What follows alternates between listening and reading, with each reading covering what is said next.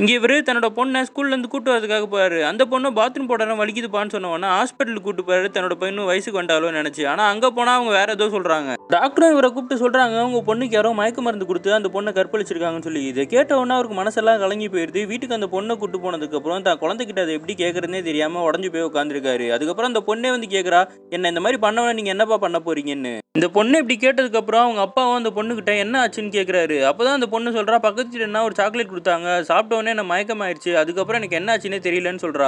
இவரும் போய் அந்த பையனை போட்டு அடிச்சு புழக்கிறாரு. அந்த பையன் சொல்கிறான் நான் பெட்ரோல் திருட தான் சார் வந்தேன்னு. அப்போ இவனா இருக்காதோன்னு சொல்லிட்டு அந்த பொண்ணுக்கிட்ட கேட்கும்போது அந்த பொண்ணு சொல்கிறா ஒரு நாள் நான் வந்து ஸ்கூலில் வந்து காம்படிஷன் நடந்தது ட்ரெஸ் மாற்றுறதுக்கு இடம் இல்லாமல் இருக்கும்போது டிரைவர் வந்து என் காரில் மாற்றிக்குன்னு சொன்னார் நான் உள்ளே போய் மாற்றிட்டு வந்தேன்னு சொல்கிறா. இவனும் போய் அந்த டிரைவரை பிடிச்சி அவனை மிரட்டுறான். இதுக்கெல்லாம் காரணம் நீ தானடான்னு கேட்கும்போது நான் கிடையாது என்னோட ஓனர் தான் அவர் இந்த மாதிரி சின்ன பொண்ணுங்களாம் கூட்டு இந்த மாதிரி பண்ணிடுவான் அப்படின்ன உடனே இவனும் அந்த பொண்ணு சேர்ந்துக்கிட்டு அந்த முதலாளி ஏதாவது பண்ணி ஆகணும்னு சொல்லி கிளம்புறாங்க. இவர் அந்த இடத்துக்கு போய் அந்த ஆளை கண்டுபிடிச்சு அடிச்சுக்கிட்டு இருக்காரு. ஆனால் அந்த ஆள் திருப்பி அடிச்சதுல இவரால் வலி தாங்க முடியாமல் கீழே விழுந்து கிடக்குறாரு. ஒரு டைமுக்கு மேலே தான் பொண்ணுக்கு நடந்ததெல்லாம் நினச்சி பார்த்து அவனை அந்த இடத்துலயே கொண்டு போட்டுறாரு.